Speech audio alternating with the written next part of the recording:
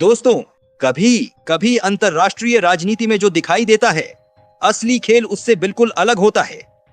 ऊपर से सब कुछ सामान्य लगता है।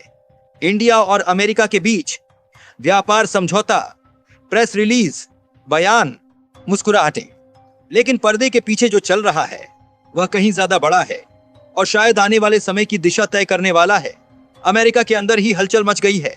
वहां के कांग्रेसमैन ब्रैड शर्मन ने खुलकर कह दिया कि डोनाल्ड ट्रंप इंडिया पर टैरिफ लगाने के लिए बहाने ढूंढ रहे हैं। उन्होंने इसे अनफेयर कहा और यह भी कहा कि इंडिया को जानबूझकर निशाना बनाया जा रहा है। वजह बताई जा रही है रूस से तेल खरीदना। लेकिन सवाल उठता है, अगर यही कसौटी है तो फिर चीन पर खामोशी क्यों? हंगरी पर सन्नाटा क्यों? चीन तो रूस का सबसे बड़ा तेल खरीदार है। हंगरी अपने ज्यादातर कच्चे तेल के लिए रूस पर निर्भर है। फिर भी निशाना सिर्फ इंडिया? ब्रैड शर्मन ने अमेरिकी संसद में खड़े होकर साफ कहा कि यह पॉलिसी उलटी पड़ रही है। इससे इंडिया को जितना नुकसान हो रहा है उससे कहीं ज्यादा बोझ अमेरिकी घरों पर पड़ रहा है। महंगाई बढ़ रही है, आम परिवार परेशान है और सबसे दिलचस्प बात, यह आलोचना बाहर से नहीं, अमेरिका के भीतर से उठ रही है। इसका मतलब साफ है, अमेरिका के अंदर भी ट्रंप की नीतियों को लेकर एक मत समर्थन नहीं है। लेकिन अब असली सस्पेंस शुरू होता है। इंडिया ने क्या किया? कोई तीखा बयान नहीं, कोई पलटवार नहीं, कोई हड़बड़ी नहीं। वही पुरानी परखी हुई रणनीति, शांत रहो और आगे बढ़ते रहो। जब म्यूनिक में सुरक्षा सम्मेलन के दौरान अमेरिका के विदेश मंत्री मार्को रूबियो ने कहा कि इंडिया ने रूस से तेल न लेने का संकेत दिया है, तब भारत के विदेश मंत्री ने बेहद शांत स्वर में एक लाइन कही, भारत अपनी रणनीतिक स्वायत्तता से समझौता नहीं करता, किसी के दबाव में फैसले नहीं बदलता। और इसी दौरान मॉस्को से आई एक खबर ने पूरी कहानी का रुख बदल दिया। रूस के डिप्टी पीएम अलेक्सी ओवरचक ने ऐलान किया कि भारत और यूरेशियन इकोनॉमिक यूनियन के बीच प्रेफरेंशियल ट्रेड एग्रीमेंट का पहला दौर सफलतापूर्वक पूरा हो चुका है। यह सिर्फ रूस तक सीमित नहीं है, इसमें बेलारूस, कजाकिस्तान, किर्गिस्तान जैसे देश भी शामिल हैं। मतलब एक पूरा यूरेशियन बाजार भारत के लिए खुलने की दिशा में है। अब जरा कल्पना कीजिए, जब एक तरफ अमेरिका टैरिफ की तलवार लटका रहा है, उसी वक्त भारत एक नए आर्थिक गलियारे की नींव रख रहा है। इंजीनियरिंग गुड्स, फार्मा, कृषि उत्पाद, केमिकल, सबके लिए नए दरवाजे खुल रहे हैं। रुपया रूबल व्यापार की दिशा में कदम बढ़ रहे हैं ताकि डॉलर पर निर्भरता घटे। हर साल हजारों करोड़ की बचत संभव है। चेन्नई से व्लादिवोस्तोक तक समुद्री कॉरिडोर पहले ही ऑपरेशनल हो चुका है। ब्रिक्स देशों के साथ अलग खेल चल रहा है, जहां डॉलर के बिना व्यापार की संभावनाएं तलाश की जा रही हैं। और जो लोग डर रहे थे कि अमेरिकी डेयरी और कृषि उत्पाद भारतीय बाजार में बाढ़ ला देंगे, वह आशंका भी ध्वस्त हो चुकी है। भारतीय किसानों के हित सुरक्षित हैं।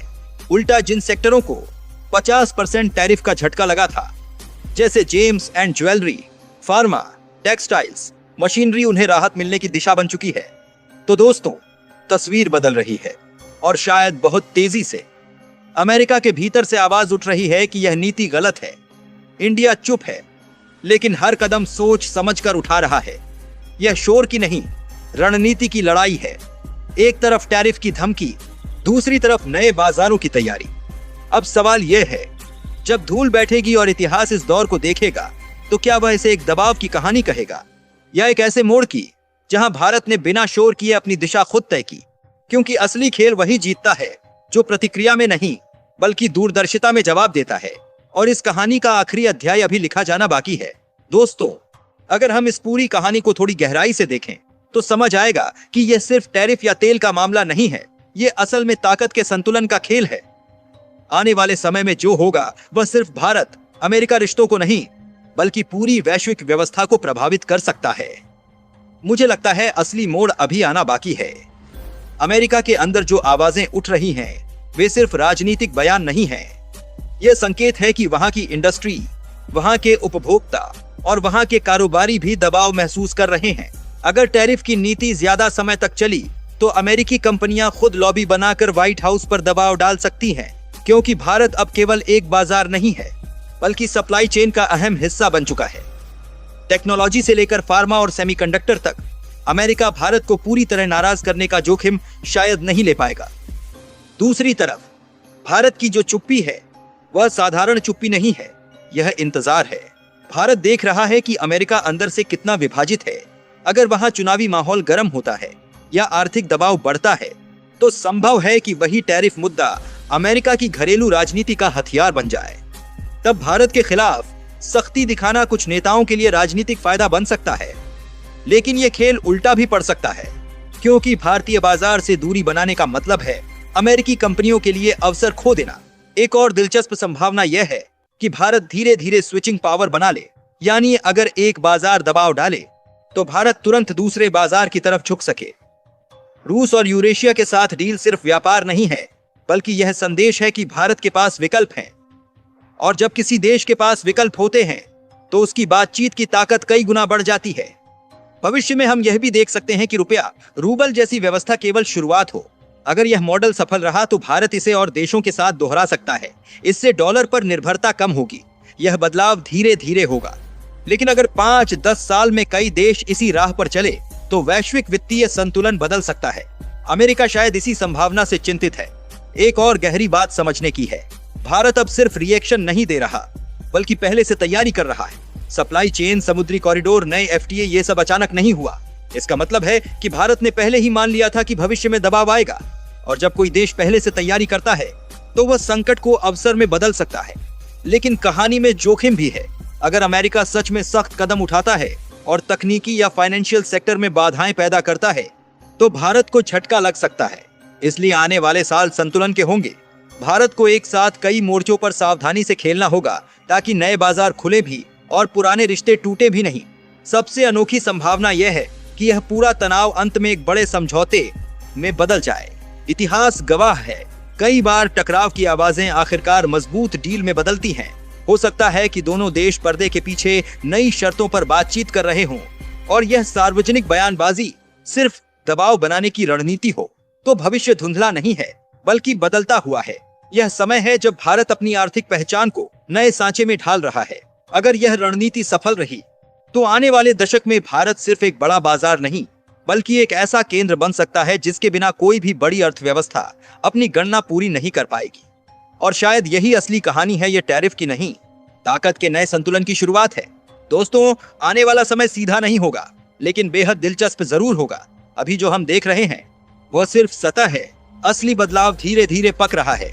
सबसे पहले यह समझिए कि अगर अमेरिका अंदर से ही बंटा हुआ रहा और टैरिफ की राजनीति जारी रही तो आने वाले 2-3 सालों में अमेरिका की बड़ी कंपनियां खुद भारत के साथ रिश्ते सुधारने के लिए दबाव डालेंगी, क्योंकि दुनिया की नई सप्लाई चेन एशिया में बन रही है और भारत उसका अहम हिस्सा बनता जा रहा है। अगर अमेरिका भारत को ज्यादा धकेलता है तो अमेरिकी टेक और मैन्युफैक्चरिंग कंपनियां खुद नुकसान में जाएंगी। भविष्य में यह अंदरूनी टकराव खुलकर सामने आ सकता है। दूसरी तरफ भारत धीरे धीरे एक नई भूमिका में आ सकता है, एक संतुलनकर्ता के रूप में। यानी भारत पूरी तरह किसी एक ब्लॉक में नहीं जाएगा, बल्कि दोनों तरफ से फायदा उठाने की कोशिश करेगा। रूस और यूरेशिया के साथ व्यापार बढ़ेगा, लेकिन अमेरिका के साथ भी पूरी दूरी नहीं बनेगी। भारत कोशिश करेगा कि वह हर शक्ति केंद्र से जुड़ा रहे, पर किसी के दबाव में ना आए। यही उसकी असली ताकत बन सकती है। एक और बड़ा बदलाव मुद्रा के खेल में दिख सकता है। अगर रुपया आधारित या लोकल करेंसी में व्यापार बढ़ता है और यह मॉडल सफल होता है तो आने वाले दशक में डॉलर की पकड़ थोड़ी ढीली हो सकती है। यह अचानक नहीं होगा, लेकिन धीरे धीरे कई देश ऐसे विकल्प तलाशेंगे। भारत अगर इस प्रक्रिया में स्थिर और भरोसेमंद पार्टनर बन गया तो उसकी वैश्विक हैसियत बहुत बढ़ सकती है। लेकिन खतरे भी हैं। अगर अमेरिका तकनीक, फाइनेंस या बैंकिंग सेक्टर में सख्ती दिखाता है तो भारत को शुरुआती झटका लग सकता है। खासकर हाई टेक और निवेश के क्षेत्र में दबाव बन सकता है। इसलिए भविष्य का असली खेल यह होगा कि भारत कैसे अपनी टेक्नोलॉजी और रक्षा क्षेत्र में आत्मनिर्भरता तेज करता है। जितनी तेजी से यह आत्मनिर्भरता बढ़ेगी, उतना कम बाहरी दबाव असर करेगा। एक और अनोखी संभावना यह है कि यह तनाव अंत में एक बड़े रीसेट में बदले। इतिहास में कई बार हुआ है कि जब रिश्ते चरम तनाव पर पहुंचे, तभी दोनों पक्षों ने नई शर्तों पर मजबूत समझौता किया। हो सकता है कुछ सालों बाद भारत और अमेरिका के बीच एक और बड़ा संतुलित और बराबरी वाला समझौता सामने आए, जहां दोनों को साफ फायदा दिखे।